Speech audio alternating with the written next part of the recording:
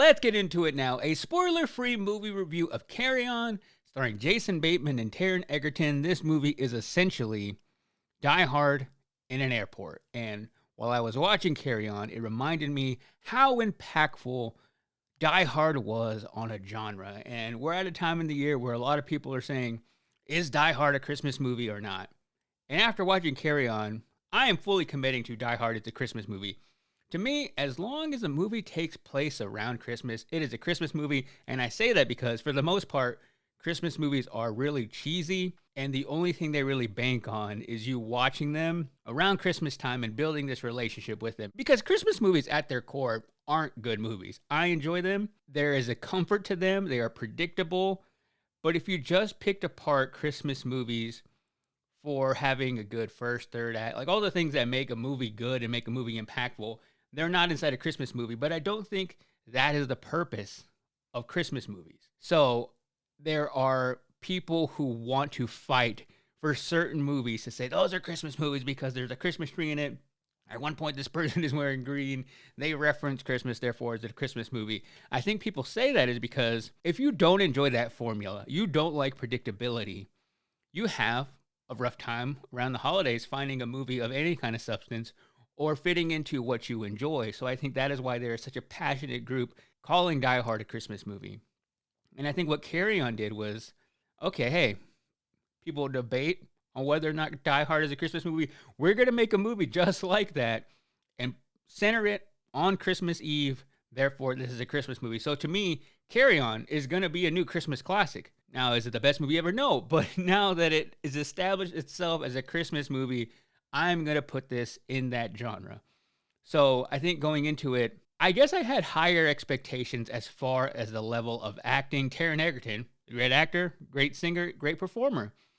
And I just thought from seeing him in the Kingsman movie, seeing him in Rocket Man, that there was going to be a little bit more depth to his character. Then you have Jason Bateman, who kind of a chameleon now. And I think Ozark, we saw a much different side of him. He's an anti-hero. He's somebody you root for, even though he's not doing good things. And he's done things like Arrested Development, Office Christmas Party, Game Night.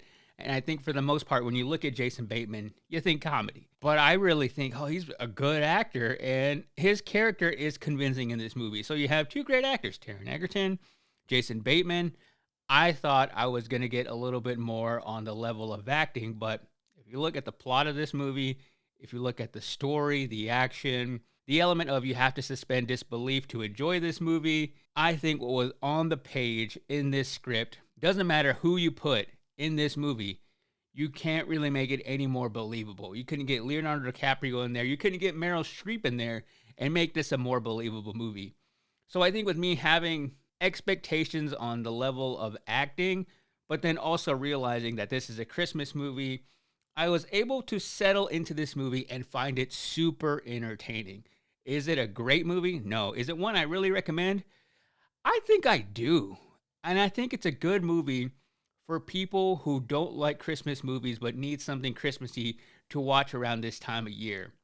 Because I still think that it's PG-13 on Netflix, easily accessible to people. I think a lot of people are going to give this movie a chance around the holidays.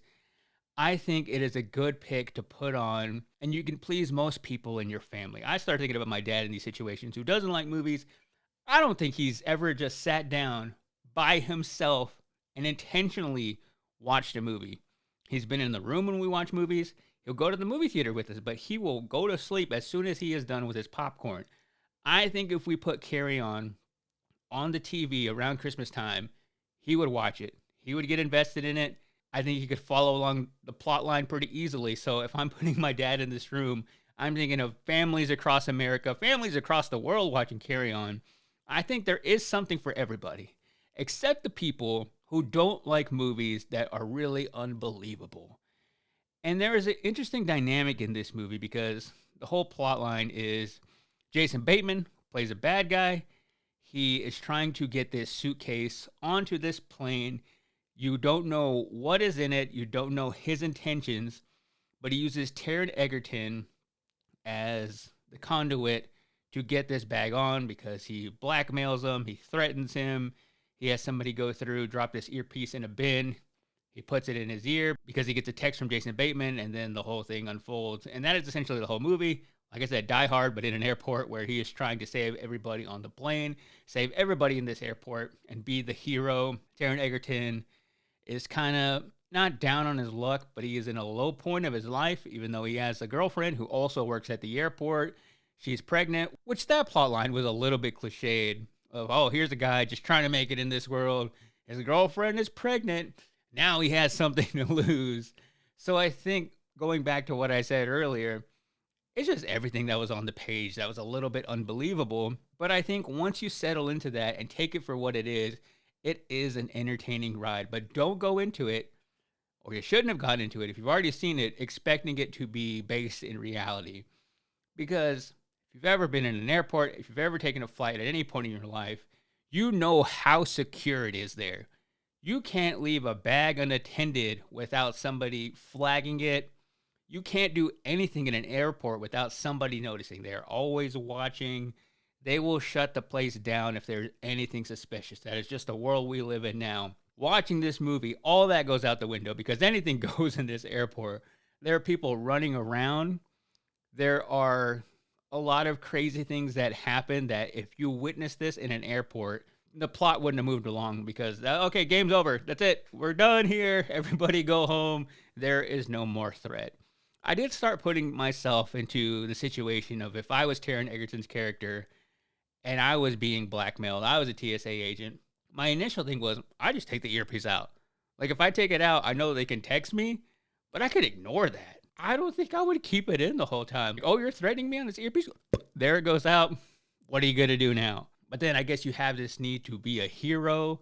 I'm sure they would just ramp up the threats more and more, and they probably wouldn't end there. They would keep texting you even the next day and the next day. I don't think that that would be sufficient enough to get this level of criminal out. But that is my immediate reaction. Like, hey, just take this earpiece out. End of movie. But of course, if you did that, you wouldn't have a movie. So you do have to suspend disbelief while watching this movie. And if you're not in a position to do that, you're not going to have a good time. I wouldn't say it's the same way I approach a Fast and the Furious movie at this point, where first couple, even the first three, were still based in reality. But now by Fast 10, they are essentially superheroes. It's so over the top. And that is what we go for now, watching a Fast and the Furious movie. We want to see big, dumb action and something that could never happen in a million years. Like, Dom Toretto is not going down a canyon with it fully in flames and he's going to ride off on a car, just no scratches, be totally good. That's not going to happen, but you don't really question that in those movies. It is not that level of unbelievable. And I think that's why it just kind of walks that line. If they would have refined it just a little bit and made it a little bit more gritty. I mean, if you look at the intentions of Jason Bateman's character, who at the beginning of the movie is very threatening and ominous, I think if they would have kept that tone from that opening scene, it would have had a much different vibe. And it started just to feel a little bit too cat and mouse and a little bit too like, oh, 80s action movie. And maybe not rush some of the things because I felt that some of the details of the plot were kind of crammed in there. They didn't really know how to land the plane as far as the plot in this movie, where it was good. I was invested. I was there, heart beating, riding with the action. And then they were like, okay, what are we going to do here? How is this movie going to end? Is it going to have a bummer ending? Is it going to have a happy ending? I think at the end of it, they were just trying to figure out how to tie this whole thing up and just slapped an ending on there. I bet from what they shot from this movie, there has to be an alternate ending. It just feels like one of those movies that if you had it on DVD, they would say, here's the ending that you saw in theaters, and here's the alternate ending, and here's this other alternate ending. Out of all the movies that came out in Netflix this year, this is the only one that I felt I could have gone to the theater to see and had a better experience. I think this is as close as they've been this year. Not of all time. I'd say the first time they had this was with Bird Box back in the day. But this was the first time this year that I felt, man, they could have put this movie out in theaters, maybe made some money at the box office, because I think it was at that quality level. You had the stars attached to it. You had the compelling plot. You had the twists and turns. You had the big action. The ridiculous, of course, mixed in there as well. But this was the first time I felt from a Netflix original in 2024 that they were actually making something impactful And of all the movies they put out this year, I think this will be one that people will revisit because it is a Christmas action movie. Next year, they could bump it up there at the top, and I think people will rewatch it. After the holiday season, maybe not as much because it is still rooted in Christmas time, and I think they were kind of banking on that. But if I would have seen this in theaters, I think I would have enjoyed it more and maybe even rated it higher because it kind of has that feeling of, oh, if you watch this on the big screen, fully engulfed in the sound and the vision of it, maybe it would have hit a little bit harder and felt a little less cheesy. Just maybe. So for that reason, I did bump it down a little bit. And again, I know some people will watch this movie and think this is stupid. But even if you think it's stupid, I still think it's a movie that you end up completing. You may hate it by the end of it, but it is that engaging. And the story just keeps giving you piece by piece of like, oh, well, I got to see what happens now. Well, now that I've seen what happens, I got to figure out what they're going to do here. And before you know it, you've ended up watching the whole movie. So for Carry On, I thought I was going to a little bit more, but still enjoy it. Recommend it if you haven't seen it yet, especially if you have somebody like my dad in your life who doesn't really like Christmas movies, doesn't really like any movie, and just wants something a little bit mindless and fun and some cool action and fight sequences. For Carry On, I give it 3.5 out of 5 suitcases.